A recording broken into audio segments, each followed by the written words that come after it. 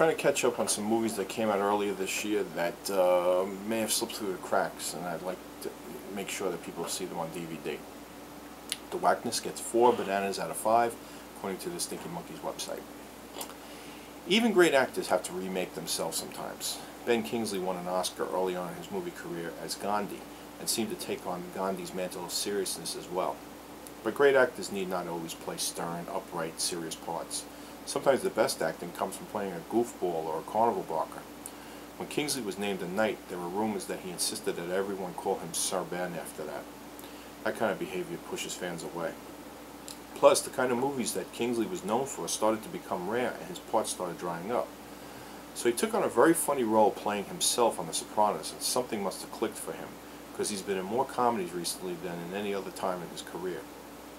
After playing a Polish hitman from Buffalo in You Kill Me, he's now playing a pot-smoking, ex-deadhead Manhattan psychiatrist named Jeff Squires. I'm not sure if it was intended, but I found the name Squires funny since a squire is a knight in training. Dr. Squires is addicted to pot and feeds his addiction by having free sessions with his teenage dealer, Luke Shapiro. For a $0.25 Shapiro gets an hour with the doctor to apparently make up how he's feeling.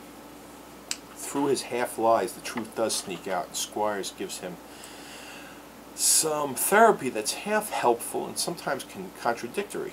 Shapiro is not really depressed, you're just sad, as Squires puts it, and Luke has a reason to be. His parents are always fighting and acting like teens themselves, while his father is doing something that is costing the family fortune and jeopardizing their home. Since the story is told from Luke's and Dr. Squires' point of view, we're never quite sure what this father is up to, but it's not good. So Luke sells pot around Manhattan to help his family, but really he's stashing the cash, and he is doing well. Using an old Italian ice cart to haul his pot around town, he's a favorite to a lot of depressed yuppies and younger types.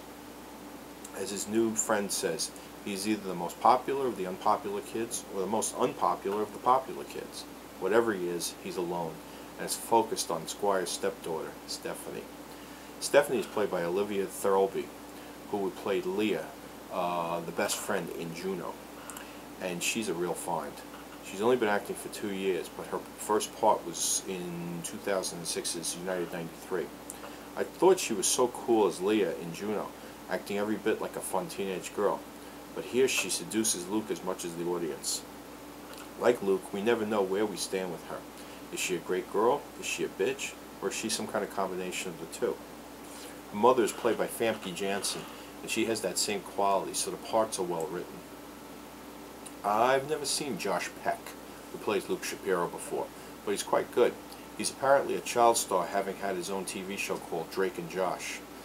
It's a lot to ask from a young actor to put a whole movie on his shoulders, but he carries a load and is almost as interesting as Kingsley. Well, almost. Kingsley does bong hits in this movie, tags graffiti on store windows, makes out with a girl old enough to be his granddaughter, and speaks in Ebonics.